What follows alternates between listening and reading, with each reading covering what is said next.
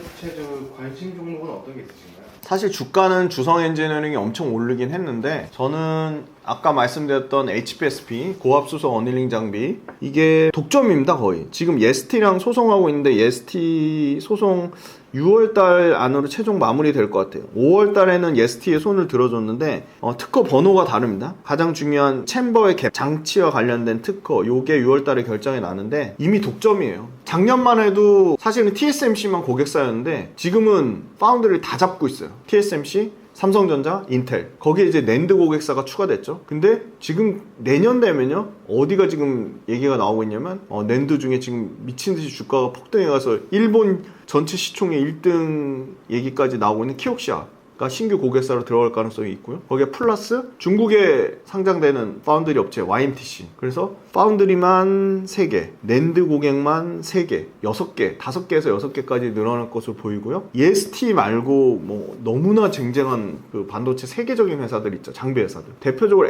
네덜란드의 ASML 있고요. 그 다음에 미국의 어플라이드 머티리얼즈, 미국의 랩리서치, 일본의 도쿄 일렉트론, TEL 이런 회사들도 이 고압수소 어닝 장비는 못 만든다. 세계 유일무이한 기업이다. 그래서 그거를 예스티라는 회사가 만들었는데 특허 소송하고 있는데 예스티는 만들었어요. 근데 TSMC나 삼성전자에 들어가지도 못했어요. 그래서 예스티가 HPSP 거를 뺏겠다고 하는 건데 TSMC하고 삼성전자의 이 고압수소 어닝 장비가 거의 HPSP 거가 거의 표준이 됐기 때문에 바꾸기가 쉽지 않은 거죠. 그러니까 TSMC나 삼성전자 지금 너무 중요한 상황인데 괜히 장비 검증되지도 않는 장비 바꿨다가 불량이라도 터진다? 그러면 엔지니어 잘리는 정도 수준에서 안 끝나고 어마어마하게 큰 불상사가 생길 가능성이 높기 때문에 삼성전자나 TSMC가 그런 리스크를 안고 ST 장비를 쓴다? 뭐 물론 그럴 수도 있겠지만 그럴 가능성은 낮다고 봅니다. 그래서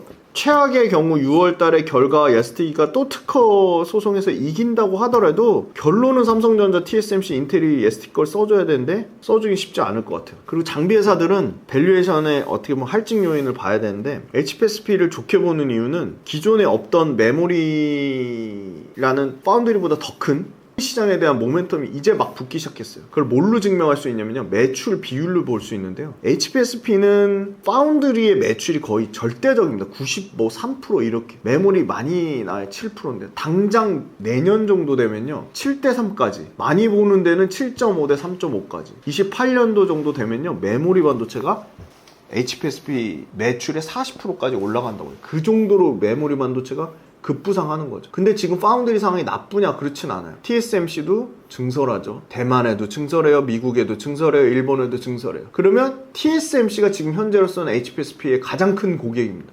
TSMC가 증설한다?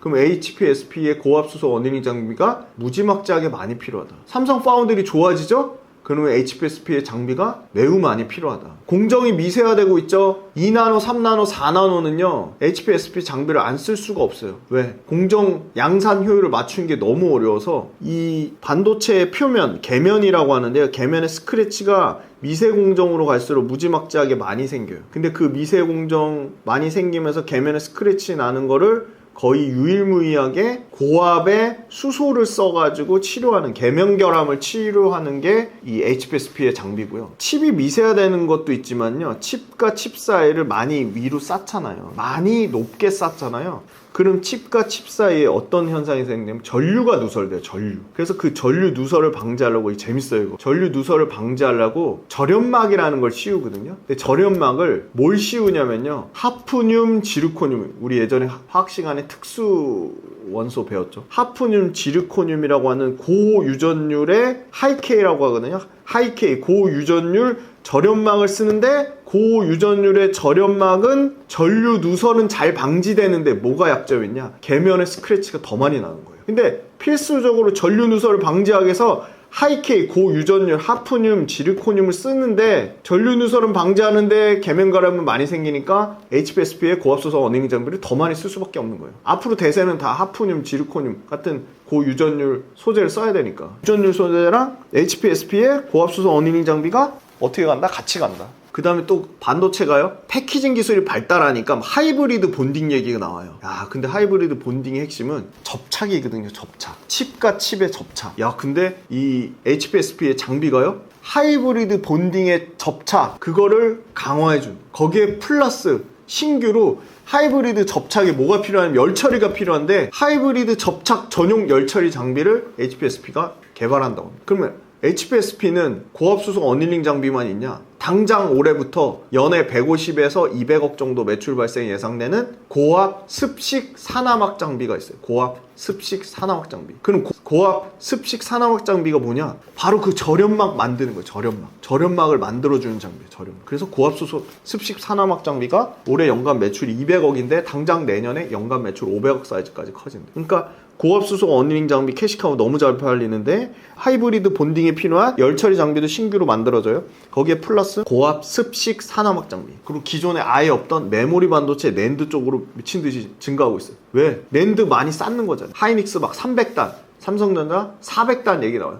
그럼 300단 400단 많이 쌓일수록 계면에 엄청 스크래치가요. 그 다음에 접합도 불량해져요. 접합 결함도 발생해요. 그리고 전류에 누설이 생겨요. 이 모든 것들이 다 공정, 양산, 수율에 연관되는 거예요. 지금 모든 반도체는 시간의 병목이라고 해요. 시간의 병목. 효율이 엄청나게 좋아져야 돼요. 데이터 처리 속도만 빠른 게 중요한 게 아니라 효율이 좋아야 돼요. 불량이 덜 나야 돼요. 그럼 그 불량을 방지하는 핵심 기술 중에 하나가 고압수소 어닐링 장비라는 겁니다. 근데 파운드리만 했는데, 이제 메모리까지도 엄청나게 필요해진대. 그러니까 앞으로 부각받을 가능성이 매우 높은 거예요. 마지막으로 기사가 났습니다. 테슬라가 테라팹 만들 건데, 테라팹도 결국은 불량 테스트를 해야 되는데, HPSP의 고압수소 어닐링 장비 가지고 미세 공정의 불량 테스트를 한대요.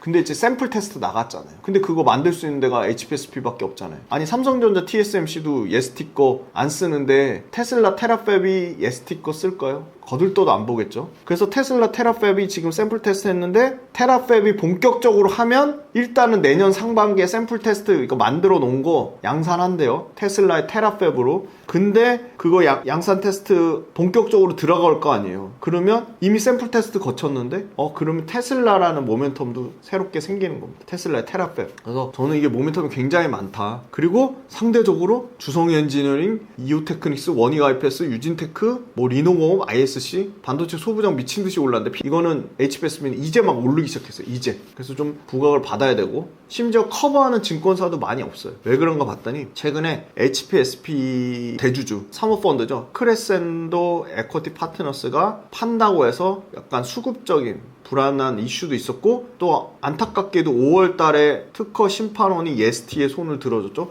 그런 게 복합적으로 다 맞물렸어요. 근데 중요한 건 HPSP의 펀더멘털은 전혀 깨지지 않았다. 앞으로 숫자가 증명할 거고, 그 다음에 앞으로 글로벌 파운드리 외에 얼마나 추가적으로 늘어날 메모리 낸드 반도체 업체들이 HPSP의 고압수소 어닐링 장비, HPA 장비를 쓰냐, 그 여부에 따라 달라질 것 같고, 삼성 파운드리가 좋아지니까 TSMC 거의 매출 사이즈만큼 거의 비등하게 HPSP에서 올라왔어요.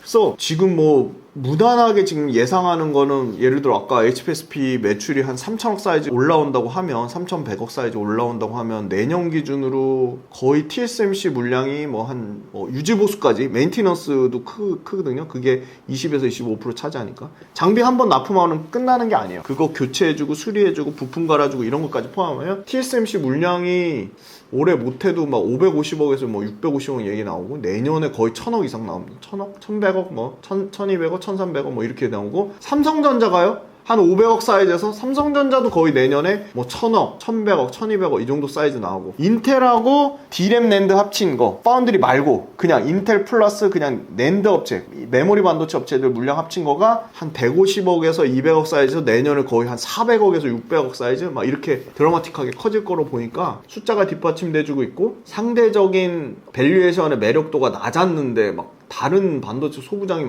초급등이 나오는 바람에 오히려 HPSP는 주가 못 오른 게 밸류에이션 매력도까지 내년 포워드 PER로 보면 갖추게 됐다. 이렇게 말씀드리겠습니다. 반도체주의 최근 주가 흐름 어떤 상황인가요? 와, 반도체 지금 100% 넘는 종목이 속출하고 있고, 아까 말씀드렸던 주성 엔진에는 어제 기준으로 706%네. 오늘도 오르고 있던데. 그 다음에 사실은 뭐 전혀 얘기하시는 분도 없고 너무 소외된 뭐 DB하이텍 같은 종목도 110%나 올랐습니다. 그 다음에 제가 빌리언스 캠퍼스라는 구독 모델에서 소부장 쪽에 계속 업데이트 드리고 계속 꼭 봐야 된다고 말씀드렸던 PSK 드라이 스트립 장비를 만드는 PSK가 285% 올랐고요. 가장 시가총액이 크죠. 한미반도체가 반도체 소부장 단에서 대장인데요. 이게 101% 올랐어요. 101%. 하이닉스가 210% 올랐고요. 삼성전자가 133% 올랐어요. 삼성전자 하이닉스가 모두 100% 올랐죠. 삼성전기 569% 올랐고요. 그 다음에 여기도 굉장히 탄탄한 회사인데 반도체 장비 회사 중에 유진테크 108% 올랐습니다. 근데 철저하게 소외됐죠. 요 밑단에 있는 회사들 보셔야 돼요. 동진세미캠, 솔브레인, 테크인, 파크시스템즈 버릴 게 하나도 없는 종목입니다. 반도체 소부장 진짜 공부 열심히 해보실 필요가 있어요. 그래서 평균적으로 137%다. 저는 이거보다 중요한 건요, 얼마나 최고점에서 빠졌냐는데요. 최고점에서 20%밖에 안 빠졌어요. 그만큼 세다는 겁니다. 무슨 말이냐, 주가가 빠지면 빠질 때마다 계속 밑에서 받치는 세력이 있다는 거예요. 대표적으로 삼성전자, 하이닉스, 심지어 주성 엔지니어링까지. 주성 엔지니어링은요, 2차 전지랑 바이오 주춤하는 사이에요. 코스닥 시총 5등까지 올랐어요. 어마어마하게 올라갔죠. 그리고 보시면 뭐 리노공업, 머니가이패스, 뭐 이오테크닉스, HPSP도 제가 유튜브에서 영상 올리자마자 오늘 상한가 같습니다. 너무 의미가 있다고 보고요. 60% 상승했습니다. PSK 지금 고점에서 7%밖에 안 빠졌고요. 삼성전자 20%밖에 안 빠졌고, 하이닉스 15%밖에 안 빠졌어요. 삼성전기 다시 회복돼가지고 오늘 기준으로 17%입니다. 이거 고점 대비 거의 30% 넘게 빠졌는데 다 절반 이상 회복이 됐어요. 최근에 주춤한 게 이제 이수페타시스거든요. 이수페타시스도 오늘 1% 급등이 나오고 있습니다. 전반적으로 다 좋다. 근데 상대적으로 이렇게 100% 오른 종목들 말고 소외된 종목들 있죠. 아까 말씀드렸던 요 밑단에 있는 종목들 집중적으로 보셔야 된다. 하나비전, 뭐 TCK, 동진세미캠, 솔브레인, 테크잉, 파크시스템즈 이런 회사들 실적이 나쁘냐, 실적이 깨지느냐, 아니면 100% 오른 DB하이텍이나 또 뭐죠? 한미반도체보다 펀더멘탈이 약하냐, 그런 상황은 전혀 아닙니다. 공부해봐야 될 회사라고 보고 있고요. 삼성전자, 하이닉스 모두 스스로 AI가 판단하고 행동하는 에이전틱 AI 시대의 최대 수혜주가 될 겁니다. 젠슨하고 왔다 갔고, 대만에서 아시아 최대 IT 전시회 컴퓨텍스, 이게 컴퓨텍스가요 아시아판 CES라고 보시면 돼요.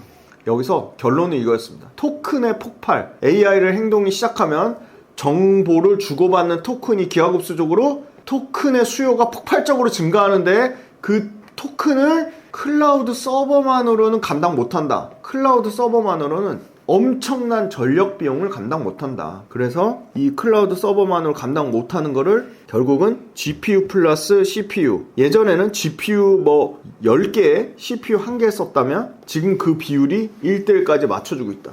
그 말은 무슨 말이냐? 그만큼 CPU를 더 많이 쓰고 있다는 겁니다. 아까 전력이 문제가 된다고 말씀드렸는데, 마벨 테크놀로지의 CEO가 지금의 병목은 커넥티비티, 연결성이라고 밝혔습니다. 칩이 아무리 빨라도 데이터의 이동 통로가 문제가 생기거나 데이터의 이동 통로가 막히면 다 끝나는 거다. 아무 소용이 없다. 그래서 마벨이 데이터의 연결 통로의 병목에 대해서 지적을 했어요. 그럼 그 연결 통로의 병목을 뭐가 해결할 수 있냐 해서 그게 CPU, 광학기술. 그래서 CPU가 해결책이다. 그래서 CPU를 엄청나게 중요하게 생각했고, CPU 관련주들이 초급등이 나왔습니다. 루멘텀, 코이어런트, 우리나라의 RF 머티리얼즈, 성호전자 왜 떴죠? 성호전자 저도 관심이 없었는데 CPU 때문에 뜬 것도 있지만 삼성 액티브 자산운용에 최초로 나온 코스닥 액티브 ETF의 1등으로 담고 있는 종목이 성호전자입니다. 재밌죠? 그래서 이 CPU가 앞으로도 계속 부각될 수밖에 없어요. 왜? 연결성에 병목이 생기면 CPU가 해결 방안이니까. 두 번째, 엔비디아가 단순히 칩하는 회사가 아니라 AI 네트워크 인프라 회사로 바뀌려고 하고 있죠. 그래서 엔비디아가 우리 전력, 냉각, 서버, 렉 설계, AI 토탈 솔루션 제공할 거야. 우리는 AI 토탈 인프라 업체라고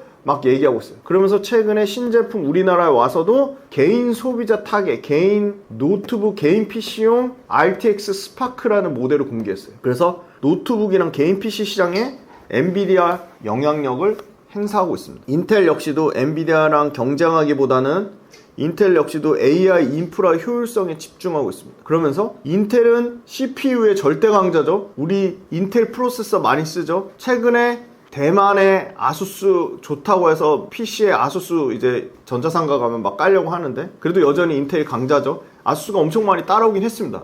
큰 차이는 안 난다고 하는데 여전히 고객들의 신뢰도, 글로벌 고객들의 신뢰도는 인텔의 CPU인 것 같아요. 그리고 인텔이 최근에 제온 6 플러스 프로세서라고 서버렉 효율을 극대화시키는 신규 CPU가 나왔죠. 근데 지금 요새는 CPU 인텔 거랑 엔비디아 GPU랑 이런 합산하는 생태계가 확장 중이에요. 그러니까 하이브리드화 되고 있는 거죠. 그리고 앞으로 뜰 거, 엣지 디바이스, 기기 내에서 서버는 가동되는 것처럼 똑같이 하는 거예요. 서버 상황에 맞춰서 엣지 디바이스를 통해서 나눠서 처리하는 거죠. 병렬 처리하는 거죠. 그래서 하이브리드 식으로 바뀌고 있다. 근데 최근에 엔비디아가 CPU에 들어가는 소캠2라는 메모리 부품을 적게 쓰는 거 아니냐라고 우려까지 나왔어요. 근데 그거는 수요 감소가 아니라 더 많은 엔비디아의 제품을 팔기 위한 일종의 전략적 일환이다. AI를 돌리기 위해서 고성능 메모리가 글로벌로 공급 부족의 상태가 나오니까 그 부족한 메모리를 여기저기 효율적으로 더 쪼개서 더 많은 시스템으로 팔기 위한 거지, 일종의 메모리가 안 팔려서 소캠2의 부품이 절반 줄어든다는 게 아니고요.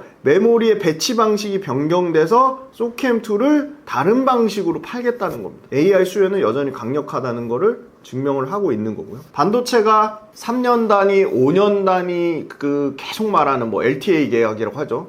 그 LTA 계약 때문에 너무 실적이 안정적으로 잡힐 거다라고 하는데 거기 전 두 가지 조건이 상당히 의미가 최근에 있어 보이는 두 가지 조건. 하나가 예전에는 고객사가 물량 많이 줄 거라고 예상해가지고 공장 잔뜩 증설해 놓으니까 그냥 우리 계약 철회할게. 그 계약 철회하는 거에 대한 강력한 페널티를 무는 게 LTA 계약에 들어갔습니다. 그리고 먼저 돈을 주는 거. 야, 우리 물량 이만큼 확보해야 되니까 선수금 줄게. 그 선수금의 금액 사이즈가 커졌다는 겁니다. 두 가지. 그러니까 돈도 미리 줘요. 공장 돌리라고.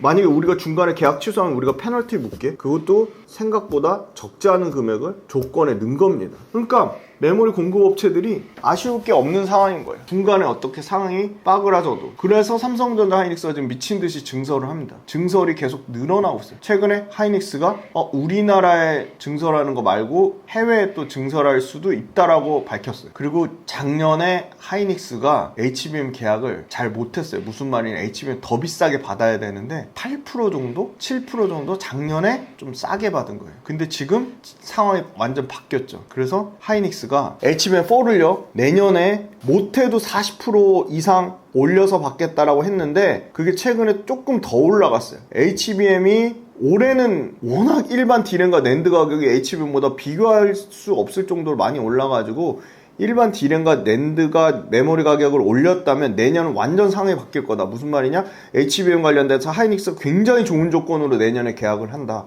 50% 넘게 올라간 가격으로 계약한다는 얘기가 앞으로 나올 거다. 그러면 못해도 삼성전자도 내년에 HBM4 하이닉스급에 가깝게 40% 인상된 가격으로 계약할 거다. 그러면 내년에는 HBM 가격 폭등 현상이 나올 거고 여전히 일반 D램과 낸드가 올해는 좋지만 내년에 만약에 상반기에 일반 D램과 낸드 가격이 빠지는 거를 HBM이 메꿀 거다. 그래서 HBM이 내년에 메모리 가격을 하드캐리하는 현상이 나올 거다. 에이전트 AI 사용자의 목적을 달성하기 위해서 반복 루프라고 하잖아요. 즉 맨 처음에 스스로 계획을 정립을 해요. AI가. 그래서 웹 검색, 외부 도구를 통해서 정보를 호출해요. 그래서 그 정보를 평가해요. 그리고 그 평가한 정보를 다시 재실행해요. 이렇게 무한 반복 루프가 나오면서 연산이 수행돼요. 무한 반복 루프. 반복 획수가 많으면 많을수록 AI 성능이 향상돼요. 그래서 챗GPT 나올 때 챗GPT 구려, 제미나이가 더 좋네. 제미나이 구리다고 하니까 엔트로픽의 클로드가 엄청나게 좋아졌죠? 근데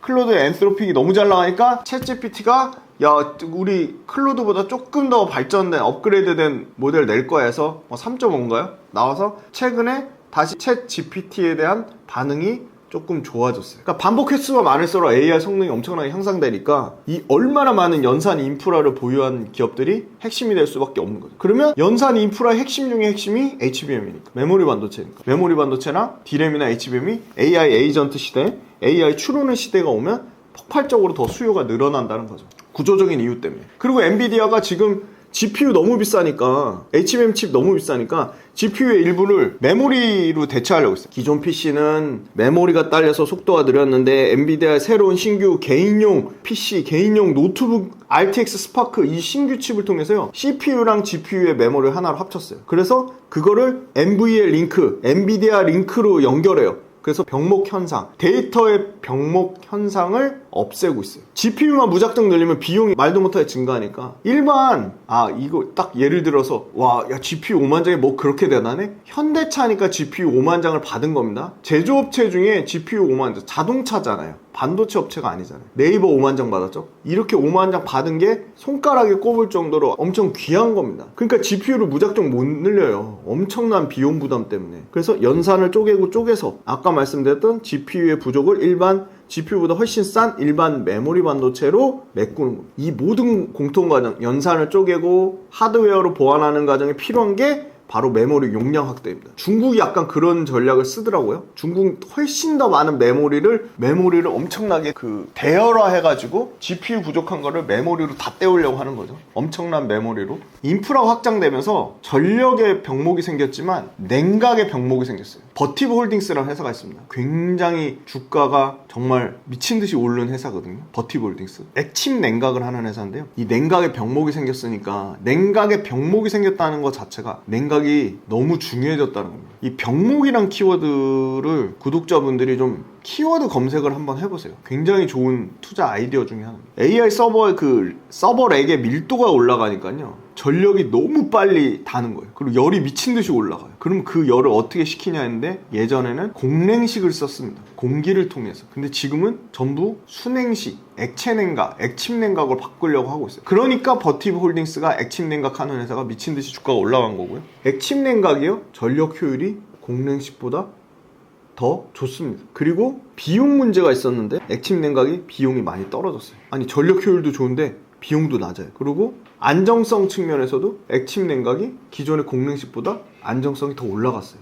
장점이 훨씬 많아진 거죠. 그래서 이 전력과 관련된 문제, 냉각 시스템과 관련된 문제의 밸류체인이 너무 중요했어요. 그 다음에 이 서버용 인터커넥트 부품, 대표적으로 기판 있죠, 기판. 그리고 패키징. 기판하고 패키징 쪽이 엄청나게 주목을 받고 있습니다. 결국은 다 AI 네트워크 인프라입니다. 그래서 거기에 삼성전기의 고전압 수동 부품 MLCC, 적층 세라믹 콘덴서까지 AI 전체 인프라 네트워크의 핵심 부품으로 쇼티지가 나오면서 MLCC까지, 그리고 기판까지, FCPGA 기판까지 장기 계약, LTA 계약이, 메모리 반도체만 LTA 계약을 맺는 게 아니라 기판까지도 LTA 계약이 나오고 있습니다.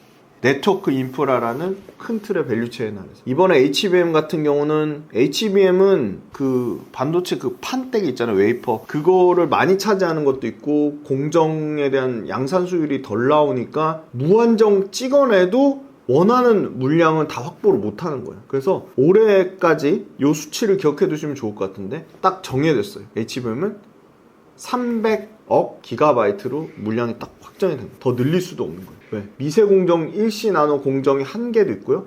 TSMC는 엄청나게 수율이 잘 나온다고 해서 85% 얘기를 하는데, 삼성전자는 최근에 엄청 올라왔죠. 삼성전자가 연말에 목표하는 게 제가 60%대 초중반인 걸로 알고 있는데, 그것도 진짜 많이 올라온 겁니다. 원래는 삼성전자 20%도 안 됐다고 합니다. 너무 격차가 많이 났죠. 그래서 삼성 파운드리와 인텔도 있죠. 가동률이 좀 올라오면 양산 수율이 훨씬 더 좋아질 텐데, TSMC를 다 포함해도 양산 수율이 50%가 안 되니까, 아무리 HBM 칩을 많이 물량을 엄청나게 찍어내고 싶어도 양산 수율이라는 건 불량품이 안 나오는 확률이잖아요. 그러니까 그게 쉽지가 않은 거예요. 그리고 HBM만 생산할 수 없잖아요. 일반 D램과 낸드도 생산하는데. 그러니까 HBM 때문에 일반 D램과 낸드는 자연 감산분이 너무 큰 거예요. 그게 작년에도 그랬고 올해도 그랬고 내년에도 또 그게 생길 것 같아요. 그러니까 적절하게 그걸 배분을 해야 되는데, 모든 걸 다 HBM으로 바꾸는 게 아니고 일반 D램도 필요하고 낸드도 필요해요. 근데 지금 그런 상황이 못 되고 있잖아요, 지금 HBM 때문에. 그래서 결론적으로는 일반 D램과 낸드까지 구조적인 공급 부족 현상이 생기고 있다. 그리고 일반 메모리 제조사들도요, 이제 일반 메모리까지 쇼티지가 생기니까 가격 결정이 여기 생겨서요, 야 그래? 우리도 모바일하고 PC 말고 서버 쪽으로 갈게. 서버 쪽으로 막 전환하고 있어요. 고가의 서버 시장으로.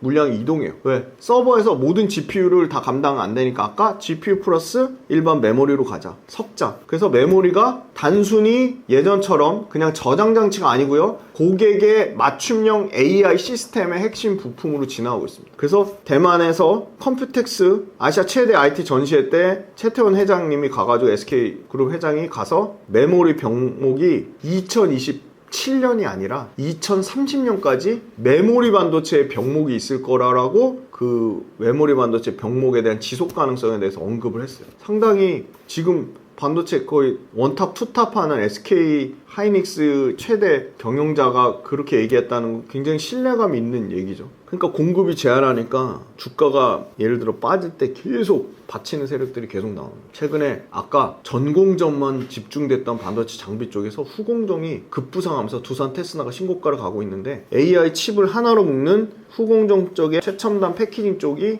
굉장히 부각받고 있어요. 왜냐? HBM 그 다이의 면적도 베이스 다이의 면적도 증가되고요. 입출력 단자수도 올라가요. 그럼 거기에 대응 가능한 고난도 패키징 기술 할 수 있는 업체가 몇 개 없죠. 이 패키징 쪽은 암커, ASE 대만 업체들이 꽉 잡고 있어요. 그래서 대만 업체 빼고 몇 안 되는 국내 업체랑 뭐 일본 업체 이 정도가 주목을 받는 겁니다. 골드만삭스가 국내 반도체 이익 성장률 올해 2026년에 영업이익 기준으로 320% 증가한다고 전망했습니다. 그러니까 하이닉스 막 200% 올라고 삼성전자 130% 올라도 이익이 300% 이상 성장한다고 하니까 AI 인프라 투자 사이클은 여전히 지속되겠구나. 이익이 뒷받침돼주고 있으니까. 계속 그 얘기 하잖아요. 삼성전자 아무리 주가 많이 올랐어도 PER 7배, 하이닉스 뭐 5배, 6배다.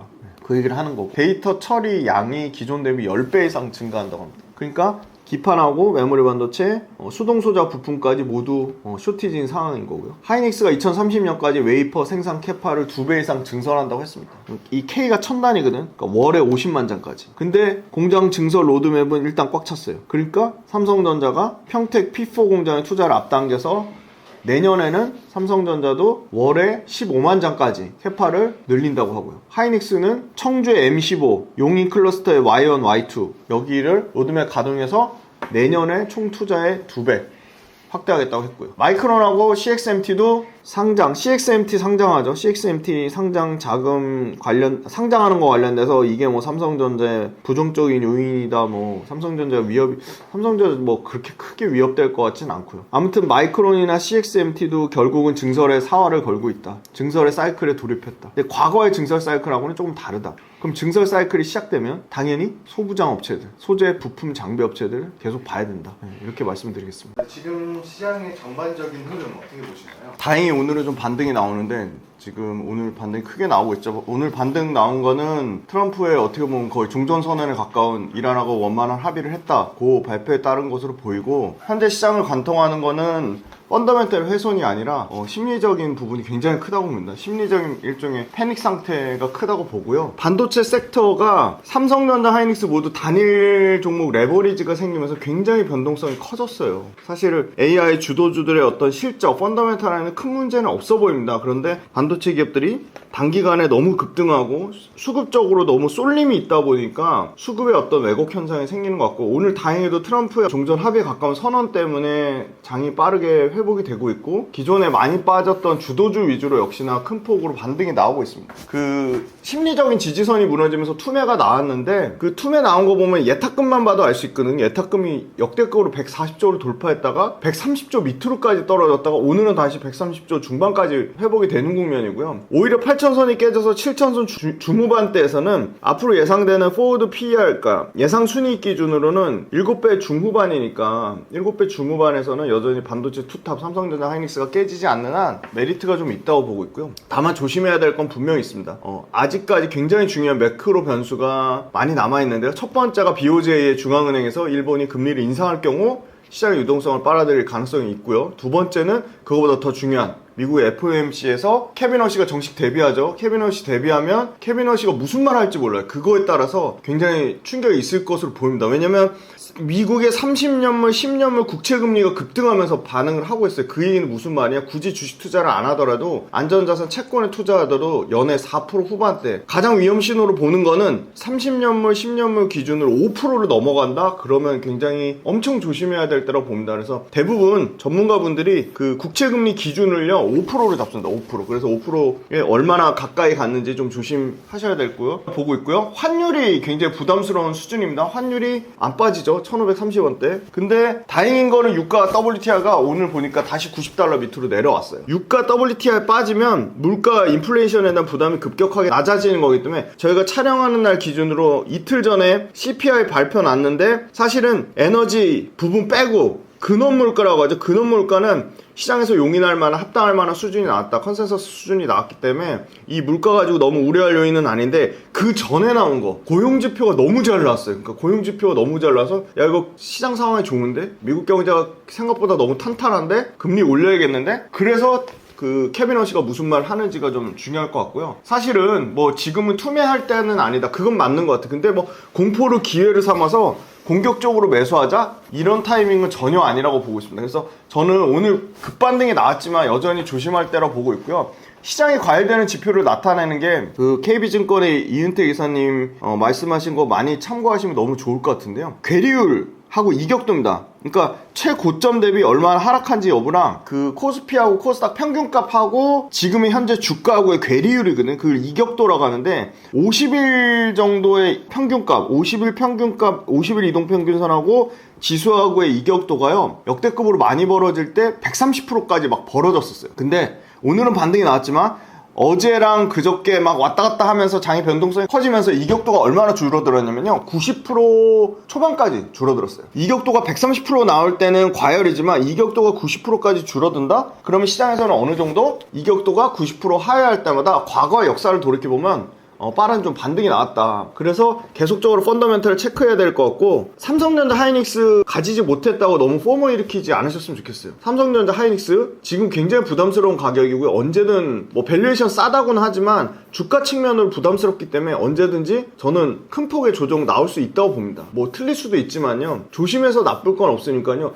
지금의 가격대에서 주식은 철저하게 확률 싸움인데요. 냉정하게 여기서 삼성전자 하이닉스가 100% 갈 확률이 높을까? 삼성전자 하이닉스 빠질 때 더 많이 빠진 다른 기존의 주도주 역할을 했던 여러 가지 산업군 있죠. 전력기기도 해당이 될 거고요. 조선도 해당이 될 거고요. 방산도 해당이 될 거고요. 또 최근에 조금 반등이 나오는 척 하더니 다 빠진 2차전지도 해당이 될 거고요. 그리고 최근에 다시 올라오고 있는 증권주들 이런 업종들로 좀 이 포트폴리오에 대해서 냉정하게 한번 다시 분석해 봐야 되지 않을까. 삼성전자 하이닉스 내가 다른 사람들 살 때 못 사서 하다가 결국은 삼성전자 30만원까지 넘어가고 하이닉스 200만원까지 넘어가니까 그때서야 포모 일으키면서 막 뒤따라 사시려고 하는데 제발 그러지 마세요. 제일 그게 위험하고 너무 안 좋은 투자 습관입니다. 주식 투자 오래 하셔야 되기 때문에요. 언제든 안 올 것 같죠. 다 그랬어요. 삼성전자가 뭐 조정 와봤자 얼마나 오겠어? 37만원 찍고에 28만원까지 빠졌어요. 불과 3일 만에요. 그러니까 주식은 모르는 겁니다. 그래서 삼성전자 하이닉스에 너무 목매달지 마세요. 삼성전자 하이닉스가 지금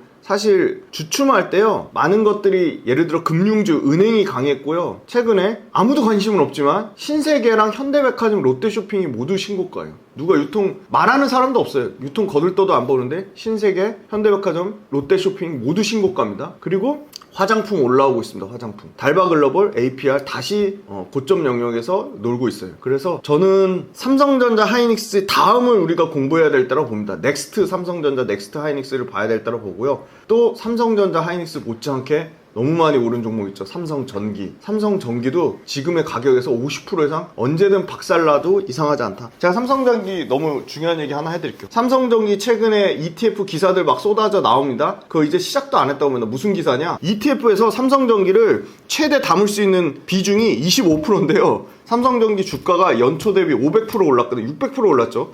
7배예요, 7배. 600% 오르니까 삼성전기를 25%만 담아야 되는데 주가가 올라서 25%가 초과된 거예요. 왜 그렇게 외국인들이 우리나라 지수를 파냐 했는데 그게 개별 종목에서도 똑같이 나왔어요. 헤어컷이라고 하거든요. 머리 이상하게 삐죽삐죽 자란 거 일정하게 고르게 싹 다듬죠. 헤어컷이라고 하죠. 그 헤어컷이 삼성전기에 나타난 겁니다. 근데 시작도 안 했습니다. 삼성전기를 담고 있는 하나로 ETF, NH 아문디 자산운용에서 나온 ETF가 이제 시작했어요. 헤어컷 시작했어요. 그러면 다른 미래에셋 자산운용의 타이거 ETF, 삼성전기 담고 있는 거 거기도 당연히 25% 넘어갔습니다. 그 다음에 삼성자산운용의 코덱스 뭐 ETF 있죠. 뭐 코덱스 AI 뭐 탑2 뭐 반도체 ETF 거기도 삼성전기가 들어가고요. 뭐 너무 많습니다. 신한자산운용의 소울 ETF 거기에 들어가는 ETF에 연쇄적으로 삼성전기를 이제 25% 기준선에 맞추는 게 나올 겁니다. 근데 그게요, 일단 스타트 끄는 게 9,900억이래요. ETF 하나가. 그럼 얼마나 많이 나올지 예상해보면 앞으로도 삼성전기는 차익 실현이 쏟아져 나올 거다. 그래서 저도 삼성전기 미치도록 사고 싶은데 기다리고 있습니다. 그래서 이런 것들 좀 조심하자. 코스피 코스닥 이격도 많이 벌어졌을 때 위로 많이 벌어진 거예요. 130% 이렇게 갔을 때 지수가 8,000이 넘으니까요 역대급 이격도가 벌어진 거예요. 코스피가 134%,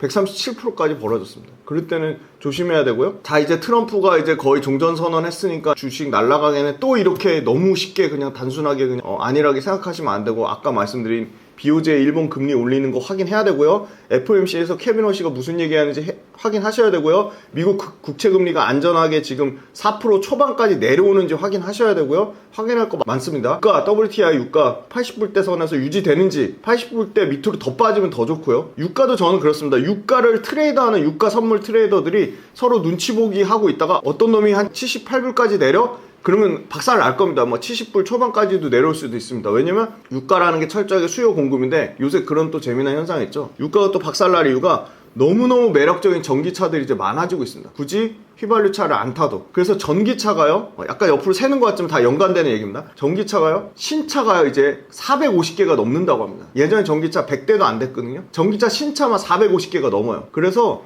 이 차를 소유하는 유지비용, TCO라고 하는데, TCO 비용이 휘발유차보다 전기차가 월등히 높기 때문에, 저는 옛날 구축 아파트에 사는데도 지금 저희 구축 아파트에도 전기차 충전소하고 전기차만 전용 주차장이 막 생기고 있어요. 주민들이 반대하는데도 막 생겨요. 그것처럼 저는 휘발유차가 빠르게 전기차로 대체된다고 하면, 휘발유 가장 많이 쓰는 게 산업용도 있지만 자동차 무시 못하죠. 어마어마하게 크죠. 휘발유 많이 쓰는데. 그 다음에 비행기에도 휘발유 쓰죠. 비행기 지금 아세요? 다 SAF라고요. 친환경 항공유를 씁니다. 다 바뀔 거예요, SAF로. 그래서 유가는 많이 빠진다? 그러면 물가 측면에서 나쁠 게 없다. 물가가 하향 다운될 거다. 다만 이제 금리를 최고로 조심하고 주의해야 될 때고, 아까 말씀드렸던 삼성전기 개별 종목처럼 외국인들이 계속 뭐 질문 주시겠지만, 외국인들이 계속 로스컷 하는 이유, 계속 자르는 이유, 다 구조적인 이유가 있다. 우리나라 단기적으로 너무 많이 올랐으니까 그 부분 조심해야 되고, 마지막으로 스페이스X 상장하죠. 오늘 우리나라 저녁 시간으로 상장해요. 그럼 자, 스페이스X를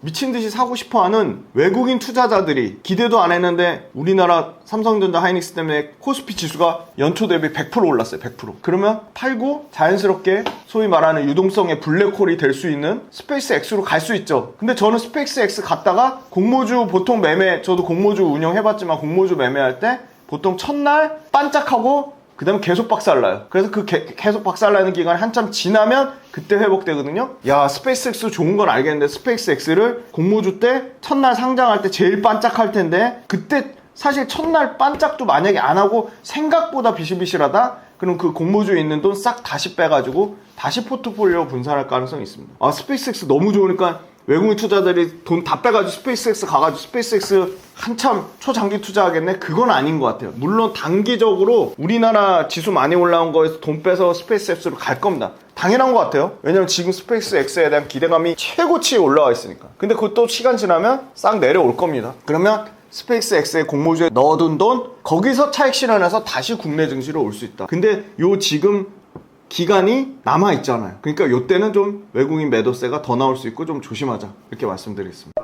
외국인이 코스피를 지속적으로 파는 이유도 있겠어요. 거의 100조 얘기 나오더래. 100조. 그러니까 최근만 74조 팔았고요. 근데 보세요, 작년에도 와 진짜 K증시 최고죠. 최고. 국뽕이 차오를 수밖에 없어요. 당연히. 코스피가 작년에 75% 오르면서 1월달부터 12월달까지 누적 상승률 전 세계에서 1등 했거든요. 지금 1월달부터 6월달까지도 1등이에요. 원래 1월달부터 5월달까지 8,800 찍을 때 105% 올랐고요. 그러니까 당연히 팔 수밖에 없죠. 그건 너무나 상식적인 이치입니다. 왜? 한국 시장이 그냥 급등주예요. 테마주예요.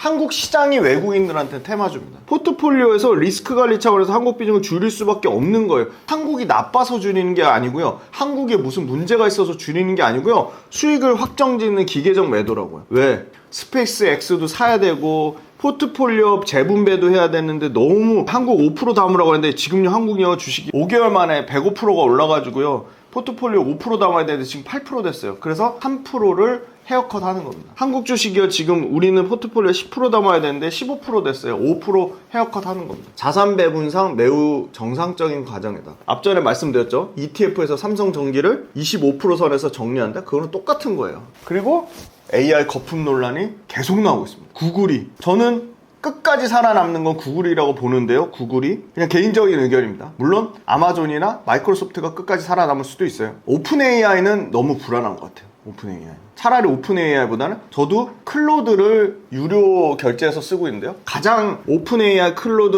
뭐 그록 많죠. 이 중에는 클로드가 가장 압도적으로 잘하는 것 같고요. 앞으로도 클로드만 살아남을 것 같아요. 개인적인 의견입니다. 그러니까 클로드가 제일 먼저 선빵 날리죠. 제일 먼저 오픈 AI보다 먼저 상장을 합니다. 상장 벌써 지금 준비 절차 끝났어요. 클로드는 오픈 AI랑 다르게 이미 흑자 전환 성공했습니다. 그리고 클로드는요 매출이요 오픈 AI보다 훨씬 더 커졌어요. 매출이요 클로드가 지금 예상되는 매출이요 64조랍니다. 64조 우리나라 돈 어마어마하죠. 근데 이런 구글, 아마존, 메타, 엔트로피 클로드를 갖고 있는 게 엔트로피라는 회사예요. 엔트로피 이런 회사들이 AI 투자에 대한 막대한 투자비 대비 리턴 온 에쿼티, ROE, 리턴 온 인베스트먼트, ROI가 수익성 확보가 되겠냐. 점점 이제 회사들의 자체 영업활동 현금으로 OCF로 감당이 안 되니까 구글이 진짜 오랜만에 엄청난 양의 유상증자를 찍어냈죠. 그러니까 수익성이 이거 되겠냐? 투자만 해서 다 망하는 거 아니냐라고 하는데 지금은 투자 단계니까 그런 리스크가 나올 수 있는데 올해 이제 4, 5월달 넘어가면서 본격적으로 얘기 나오는 게 에이전틱 AI랑 피지컬 AI입니다. 에이전틱 AI랑 피지컬 AI는 아직 시작도 안 했습니다. 그 끝이 어딘지 아무도 몰라요. 근데 그 끝이 어딘지도 모르는데 거품 논란이라고는 할 수 있죠. 근데 냉정하게 보면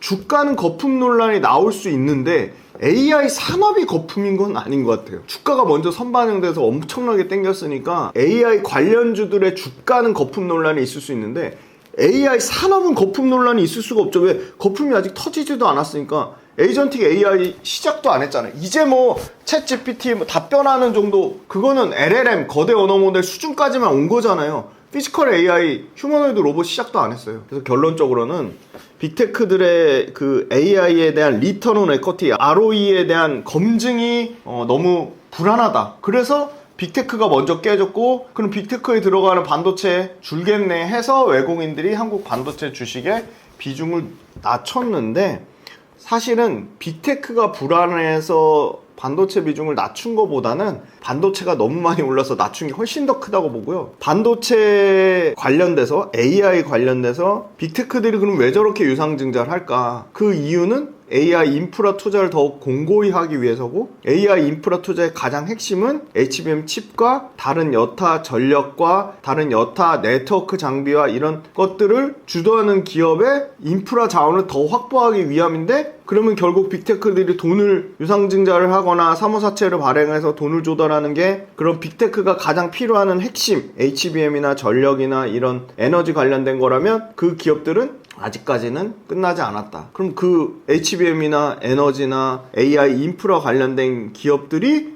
상당 부분이 한국 기업들이니까 한국 기업들은 빅테크들이 엄청나게 투자하는 돈의 끝이 한국 기업들을 향하고 있으니까 한국 기업들은 거품 논란도 있지만 여전히 keep going, 진행 중이다. 그래서 사실은 외국인들이 반도체 주식의 비중을 줄이는 거는 어떻게 보면 펀더멘탈의 문제가 아니라 일시적인 수급상의 요인이라고 보고요. 환율의 발작이 일어나고 있습니다. 환율의 발작, 원달러 환율이 진짜 와 근래 들어서 2, 3년 만에 이렇게 1560원을 찍는 건 처음 본 것 같아요. 그래서 지금 정부가 나서서 약간 외환 당국이 미세 조정하는 것 같은데 그냥 자연스러운 시장 경제에 맡겼으면 좋겠습니다. 그게 맞는 것 같고요. 그 외국인의 주식 매도 물량 나오는 건 환율 상승 압력 때문에 당연히 환차손을 입으니까 나오는 게 분명한 것 같고 지정학적 리스크가 사실 불과 어제까지만 해도 미국과 이란 전쟁 최고조 긴장감 드디어 야 이란 너네 말 안 들어? 우리 이제 진짜 때린다 했는데 오늘 아침에 기사가 났죠. 트럼프가. 저도 자세한 내막은 못 봤는데 거의 종전에 가까운 원만한 뭐 합의를 했다고 이렇게 본 것 같아요. 그래서 사실은 지정학적 리스크는 정점 찍고 내려오고 있어요. 오늘 기점으로 주가가 반응하고 있어요. 오늘 코스피 지수가 8% 올라가나? 뭐 어마어마하게 올라갑니다. 그리고 외국인들의 기계적 매도 성격에 사실은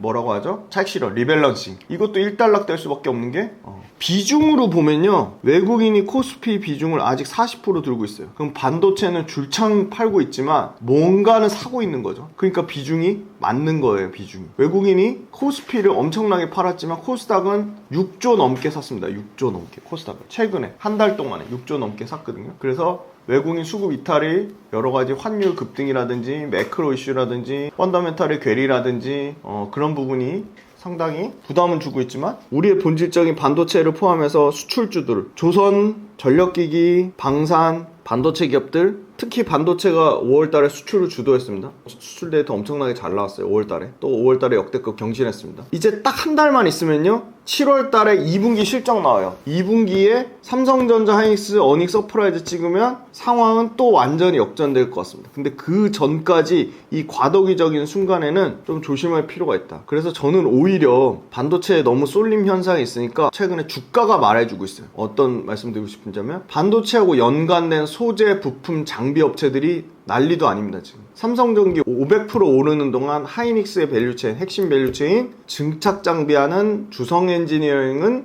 물론 태양광의 모멘텀도 붙었지만 700%가 올랐고요. 오늘 제가 어제 유튜브 제 거 훈훈한 주식에 영상 올렸던 HPSP가 오늘 상한가를 갔어요. 그거 뭐 예측하고 올린 거 전혀 아니고요. 그리고 최근에 후공정, 전공정 장비 업체들이 고르게, 사실 전공정에 엄청 쏠렸거든요. 근데 후공정 쪽에 두산 테스나도 역대급 신고가로 올라오고 있어요. 전혀 반영이 안 됐던 소재, 부품, 장비 중에 이제 부품 땅까지도 반등이 나오고 있어요. 기존에는 굉장히 쏠림 현상이 심했어요. 어디에 올랐냐면 뭐 리노공업, ISC, 한미반도체 요 정도만 올랐거든요. 지금은요. 제가 그 빌리언스 캠퍼스라는 구독 모델을 운영하고 있는데 거기서 계속 줄기차게 얘기했던 PSK랑 코미코랑 이런 회사들, 두산 테스나, 그다음에 테크윈 이런 회사들이 기존에 한미반도체, ISC, 리노공업, 뭐 유진테크 이런 회사들 편중돼서 올랐던 소위 말하는 밸류체인에 다른 소외됐던 뭐 세정장비, 방금 말씀드렸던 후공정, 패키징 쪽 엄청나게 고르게 지금 전반적인 반도체 밸류체인이 다 오르고 있다. 그래서 삼성전자, 하이닉스 외국인이 팔면 그 파는 외국인이 뭘 살까 봤더니 소부장을 사고 있습니다. 선별적으로. 그래서 저는 지금 소부장을 공부할 때라고 봅니다. 소부장한테 분명히 기회가 있을 거라고 보고요. 소부장 너무 중요한 게 코스닥에서 국민성장펀드 본격적으로 하반기에 론칭하죠. 그러면 국민성장펀드를 키우기 위해서는 3개, 반도체 소부장, 바이오, 그리고 2차전지 이 3가지 업종을 버릴 수가 없습니다. 그래서 이 부분을 좀 공부를 하시자, 그렇게 말씀드리겠습니다. 코스피와 코스닥 시장의 양극화 현상은 하반기에도 계속 이어질 가능성이 높을까요? 네, 일단은 이익의 차이가 너무 많이 나니까 코스닥에서 부정적으로 얘기하시는 분들 말씀하시는 근거, 논리적 타당성이 충분히 공감은 합니다. 코스피 영업이익의 65%가 메모리 반도체, 삼성전자, 하이닉스, 마이크론에서 나오는 거니까 당연히 이익의 쏠림 현상이 코스피에 집중될 수밖에 없고, 코스닥은 안타깝게도 코스닥을 가장 크게 주축으로 이루고 있는 바이오랑 반도체 소부장이랑 그리고 2차전지. 근데 바이오랑 2차전지가 반도체 소부장 쪽은 실적 좋아요. 바이오랑 2차전지가 삼성전자, 하이닉스만큼 실적이 좋은 게 아닌 거예요. 그러니까 삼성전자, 하이닉스만큼 실적이 좋은 게 아니니까 자꾸 삼성전자, 하이닉스는 비교할 수밖에 없는 겁니다. 삼성전자, 하이닉스의 이익의 성장 속도가 다른 코스닥 종목들 바이오나 2차전지가 못 따라오니까 확실히 자금이 그럼 제일 확실한 쪽, 제일 메가 트렌드 쪽 그쪽으로 쏠림 현상이 나오는 거고, 그 쏠림 현상이 안 바뀌고 있어요 지금. 그리고 양극화 관련돼서 코스닥 쪽의 중소형 기업들의 기본적으로 투자 심리가 위축이 된 게, 사실 심리가 또 무서운 게, 바이오 예를 들어 3천당자 이런 거 터지니까 아예 바이오 쪽을 엄두도 못 내는 겁니다. 바이오 3천당 제약 때문에 너무 억울한 ABL 바이오, 알테오젠, 리가켄 바이오가 그냥 도매급으로 다 매도당하는 겁니다. 뭐 알지노믹스 포함해서. 7월 달부터 정부에서 부실기업 퇴출 강화책, 시가총액과 주가 기준을 하니까 코스닥 지금 지금 2부 리그, 3부 리그 얘기도 나오잖아요. 그래서 코스닥 이거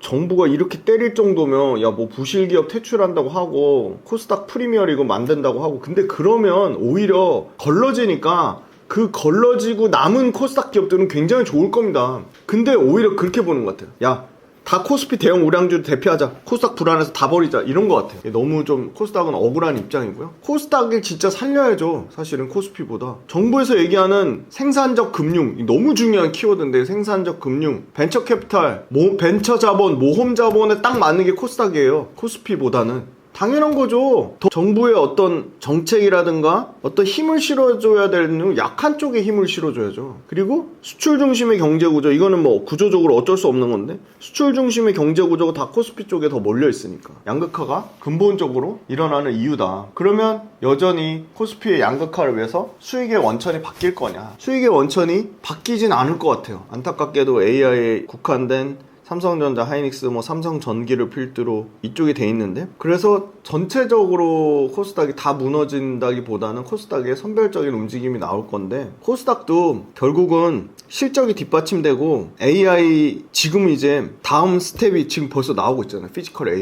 피지컬 AI라는 다음 스텝이 나오고 있고 피지컬 AI에 너무 걸맞는 코스닥 종목들이 있어요. 바로 휴머노이드 로봇 관련주입니다. 피지컬 AI 관련주. 그 중에 실적 나오는 회사들. 저는 이쪽이 선별적으로 접근해볼 만하다. 단 시가총액을 보세요. 시가총액은요 아파트 매매가라고 보시면 됩니다. 시가총액 얼마 이상? 최소한 1조 이상. 그 주식은 아무도 모릅니다. 삼성전자, 하이닉스, 코스피가 지금의 상황으로서는 이익이 받쳐주고 워낙 돈의 수급의 쏠림 현상이 있지만 그 상황은 언제 그랬냐는 듯이 역전될 수 있다. 그래서 저는 국민성장펀드 출범 시기와 맞물려서 또 방금 말씀드린 코스닥 부실기업들 퇴출되면 살아남은 나머지 기업들은 충분히 승부를 가져볼 만하다. 그리고 삼성전자, 하이닉스가 좋으니까 외국인들이 코스닥을 6조를 사고 있는데 반도체 소부장 사고 있고요. 2차전지 사고 있고요. 또 화장품도 사고 있고요. 최근에 미용의료기기도 사고 있습니다. 코스피에 없는 코스닥만의 로봇기업 사고 있고요. 코스닥만의 확실한